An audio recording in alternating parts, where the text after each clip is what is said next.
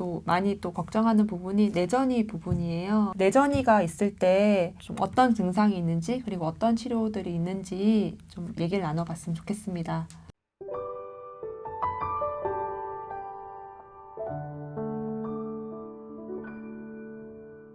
먼저 네. 어떤 증상이 있는지 좀 알려주세요. 네, 그래서 뇌전이가 생기면 네. 당연히 뇌 전이가 있는 부분 기능이 문제가 생기겠죠. 그래서 몇 해 전에 보면 뭐 직장인의 뇌구조 그래서 퇴근 이렇게 퇴근 뭐 나오는 이렇게 나온 거. 게 그러면 네. 이제 거기 전이가 있으면 퇴근 욕구가 없어지고 뭐 그런 거는 아니고요. 네. 뇌 구조는 이렇게 굉장히 해부학적으로 복잡하고 기능이 나뉘어 있어서 거기 이제 전이가 어디 가냐에 따라서 증상이 다 달라요. 이제 전이가 있다고 무조건 증상이 생기는 거는 아니고요. 네. 그래서 보면 이제 얼마나 조그만지 혹은 뭐 있는데 옆에 부종이라고 이제 붓는 걸 붓거든요. 얘기하나요? 이렇게 아. 전이 옆에 있으면 막 부어요. 네. 아니면 뇌전이에서 출혈이 나는 경우도 있고요. 그럼 좀 위험하지 않나요? 위험하죠. 네. 네. 그래서 그런 어떤 종양 주위에 수반되는 변화나 네. 아니면 종양의 크기, 뭐 0.5cm 하나 있는 거랑 5cm짜리 하나 있는 거랑 다르죠. 네. 그리고 다발성으로 있냐 아니냐. 그리고 이제 갑자기 증상이 막 생기는 경우가 있고 가령 이제 종양이 있었는데 갑자기 출혈이 났다거나 부종이 생기면은 갑자기 생기고요. 그리고 그런 증상도 이제 위치에 따라서 숨골이라고 숨 쉬는 동작을 관장하는 곳에 있으면 호흡 문제가 생기기도 하고 시각을 관장하는 곳에 있으면 눈이 안 보이기도 하고 네.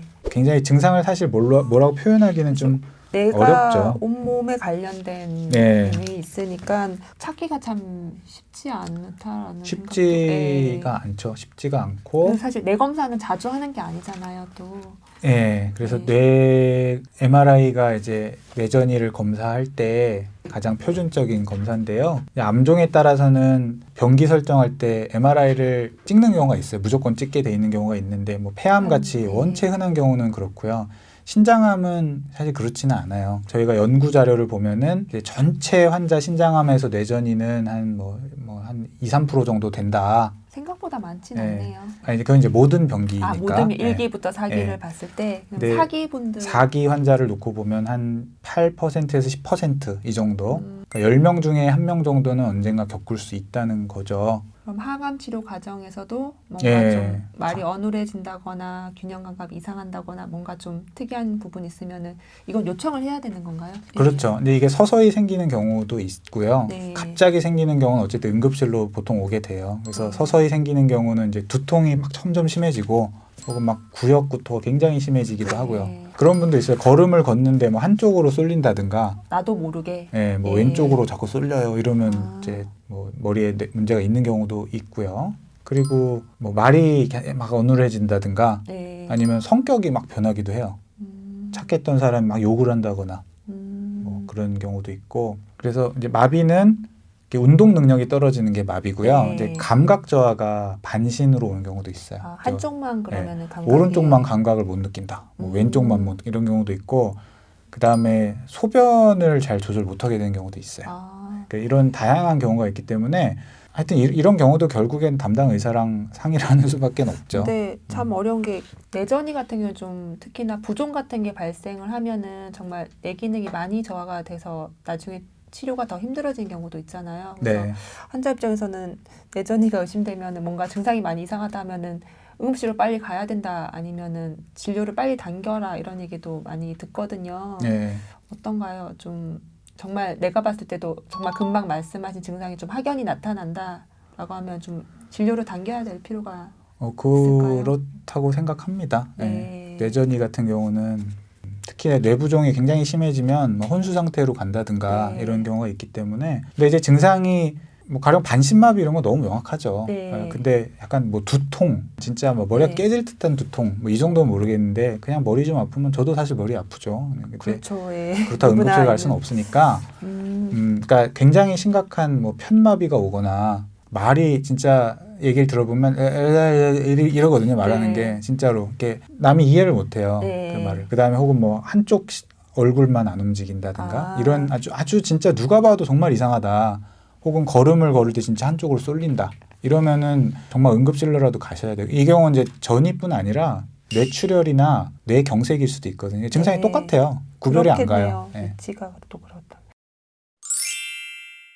그러면 이제 내전이가 됐다. 그러면 이제 치료를 해야 되잖아요. 이것도 어떻게 보면 국소 치료가 될 텐데 어떤 치료 방법이 있을까요?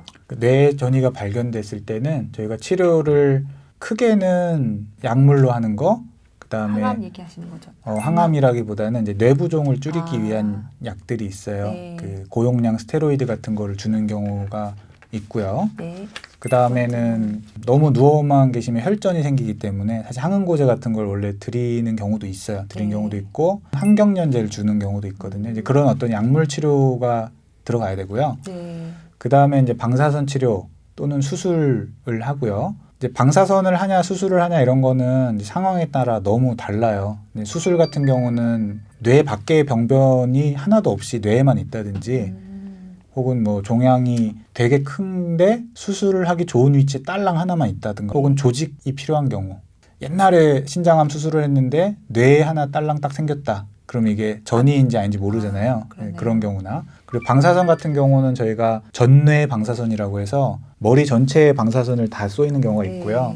병변 몇 개에만 아까 말한 게 고선량 방사선으로 이제 방사선 수술을 하는 경우가 우리 흔히 말하는 있어요. 감마나이프, 감마나이프랑 사이버나이프 이런 건 약간 그 기계 이름인데요. 네. 결국의 원리는 같아요. 이제 우리 돋보기로 이렇게 햇빛 모아가지고 종이 태우듯이 태우듯이. 여러 군데에서 방사선을 발사해서 한 점을 딱 태워 없애는 거죠. 그래서 내전이 오시면 또 많이 당황해 하시는데 한우분들 보면 이제 감마나이프나 이런 걸로 잘 조절되시고 그 부분이 잘 해결되시는 분들도 꽤 많으세요.